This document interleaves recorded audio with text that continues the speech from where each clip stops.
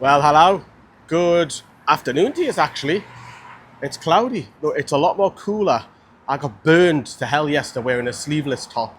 Haven't made that mistake today. Obviously, it's a busy day. I've got the tune top on. And Newcastle United are doing a lot of things today. So they've been to training this morning. They've been on the white bus. The back of the hotel currently. Some of the players are doing some meet and greets and Q&As and stuff today. So that's where we're heading first.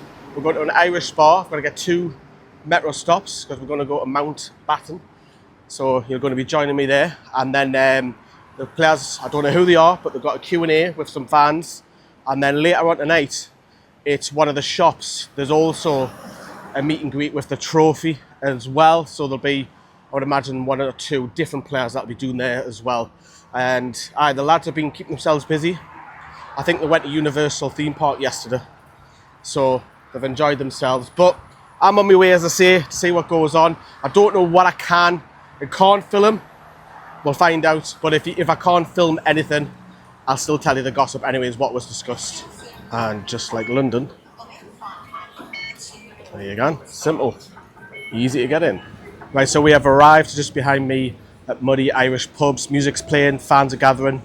We've got a quiz going on. We've got players arriving shortly as well. So I think we should get amongst it. However, there's the queue that everyone's waiting to get in.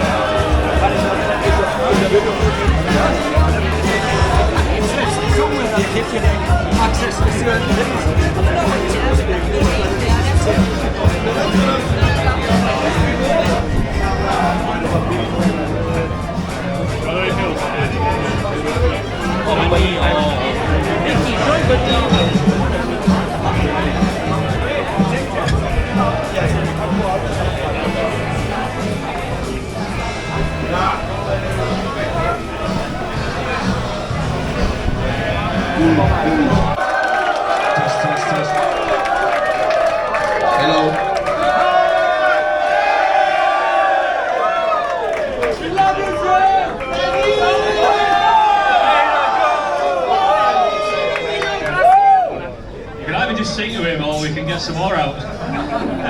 Next up, he will tear you apart again, is Harvey Barnes.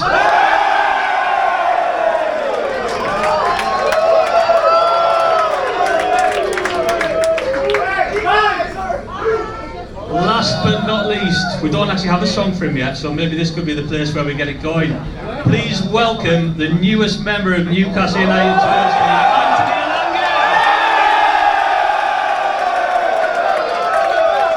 To be fair, when I found out about the interest, Elliot and Chris Wood spoke to me a lot. But yeah, Elliot did push it. He did push me to come. Obviously, he still loves Newcastle so much. He was at the final last year, so I took his word for it about how much he loves the club and how much the club will help me develop as a player. So I took the opportunity to come here, and I really want to develop and become the best player that I can possibly come here. What can fans expect to see from you this season coming? Well, as you've seen when I played against you guys, you'll get even more. You'll get even more while I was playing for you guys. So I know I've got the backing of the Geordie. So listen, I'm a Geordie now, and I really look forward to seeing.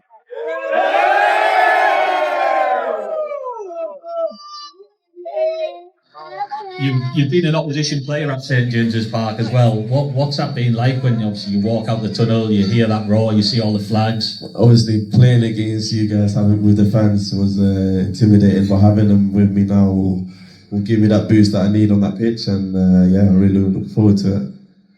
We've seen a little bit of insight on social media as well with you and your teammates, becoming a little bit of an adopted Brazilian with Bruno and Joelinton.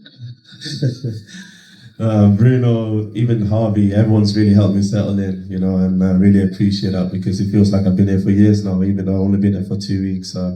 Listen, it's only the beginning, so hopefully we can create many, many good memories together and share it with all the fans. I like derbies, and I've heard a lot about this one, so it's going to be special to be involved in, and the other lads as well, and for the fans as well. I think it's going to be an amazing game. So hopefully we can put on a show for everyone. And again, for you, Harvey? Yeah, no, I missed the last one, so certainly looking forward to it this year. Having it at St James's as well will be a special game, and one I'm looking forward to. Yes, the derbs are the games you want to play. Had the chance to play the last time we played them, and it was a great result. And yes, I can't wait to beat them again. Right, everyone, we have finished up here at the pub. That was fantastic. Harvey Barnes, Anthony Elanga, which you've heard from, and of course Joelinton. Joelinton was very much a fan's favourite inside there. A couple of funny answers that he's given, which is great to see. And this is fantastic for the fans of local who don't really get the chance to come up and speak and see Premier League footballers, and this was a fantastic opportunity for them, and they've loved every minute of it. It lasted about 20 minutes that inside of there, so that was really good.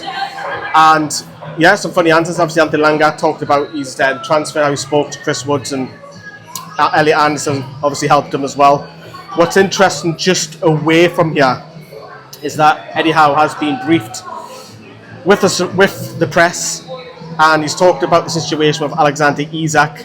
I do want to read some of that out to you, what has been said. So I'll go to Keith Downey's tweet. We'll go through it. And this is all about Isak, by the way. I've welcomed players back to the group, and I've sold players. It's all part of being a football manager. Every situation we will take on an individual basis. But there's a wider picture here. There's a whole football club that has to make a decision. The manager has an opinion, but ultimately the decision rests with the board, especially with the money involved in modern day transfers. I see this challenge as part of the job. I had a real good grounding at Bournemouth in my early career when a player did well, was gone. The club will make the right decision with all the information that it has, and ultimately the club will move forward.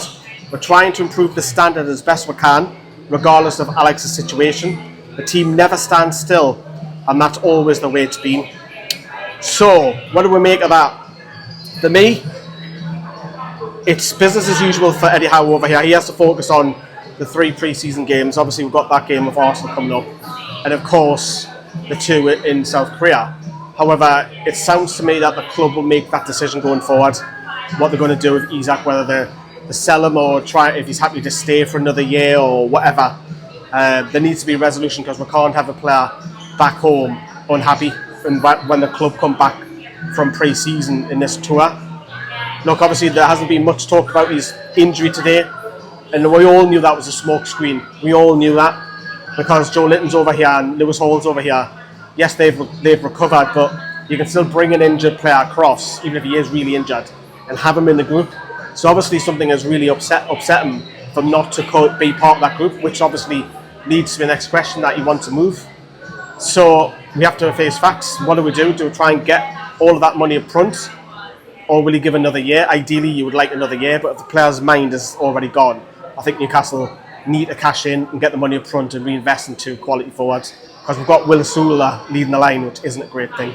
And then after this event, I met with Faraz, who's a Singaporean, met his beautiful family. We spent the evening together. We had some food. He bought me that, which was really generous. And we watched the pre-celebrations for the National Day for Independence for Singapore. So a lot of preparations are going into the celebrations coming up shortly. But yeah, absolutely wonderful evening. Coming up also later, we've got that mad amount of people at the shop just to see Shea Given, Shola Miobi and the Carabao Cup. Stay tuned for that, everyone. See you soon.